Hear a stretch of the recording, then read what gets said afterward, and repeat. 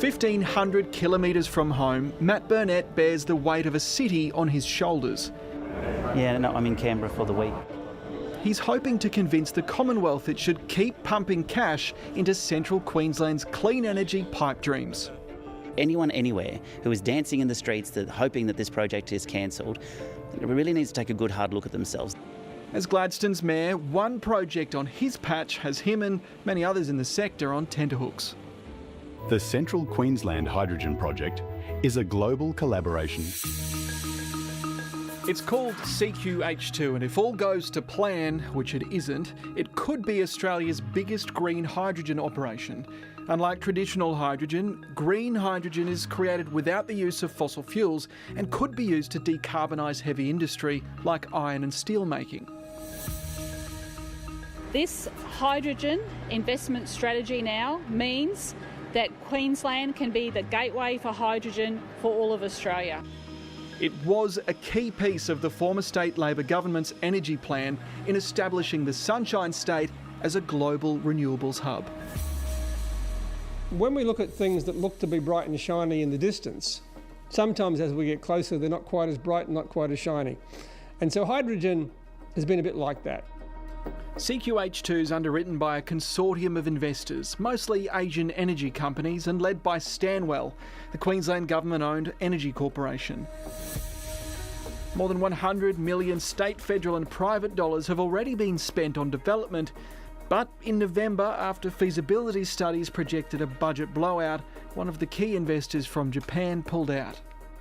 The costs of making green hydrogen or renewable energy-based hydrogen to turn that into a whole lot of other things, including green steel and green ammonia and green every other damn thing you can think of, is very expensive as it's turned out.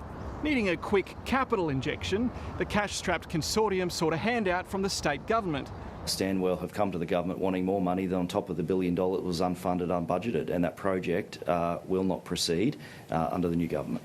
The LNP told 7:30 it's more interested in smaller, achievable pumped hydro projects and extending the life of coal-fired power plants until affordable and reliable options are available. And the Energy Minister is working on those plans at the moment. Without another major investor, CQH2 and all of the potential economic perks that come with it are at risk.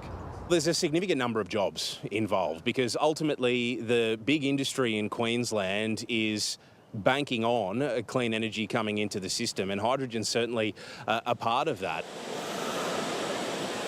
The industry analysts 7:30 spoke to say they aren't exactly surprised and pointed to a trend that appears to be emerging in the Sunshine State. Now, what we've seen over the last few weeks is a series of changes moving in what appears to be a particular direction. Hello, how are you? Good to see you. Premier Palaszczuk's pioneer pumped hydro project was scrapped after the election with a ballooning budget. The new government also pledged to repeal the legislation which put new renewable energy targets in place. And more recently, 4 Labor-approved wind farms were put on pause for 4 months, with the LNP wanting to re-scrutinise each plan with more consultation. That could just as much be the new government rearranging the deck chairs. What tends to happen when you see a series of individual decisions and not any real clarity about what the broader picture is, then investors and the community start to sort of wonder where this is going to go next. The investment pool here is massive, and Queensland has traditionally been at the forefront of attracting investment both in the resources sector and now the clean energy sector. And what we don't want to see is the door shut on those investment opportunities. Analysts say we'd be wrong to think that this apparent lack of appetite for green hydrogen is an issue exclusive to Queensland, when nationally there are several projects that have either been abandoned or put on pause. You've seen companies like Fortescue, like Origin Energy, like BP, like others, really pulling back a little from some of these projects, saying, well, is now the right time? Are we seeing enough consumers, both in Australia and overseas, prepared to pay a premium?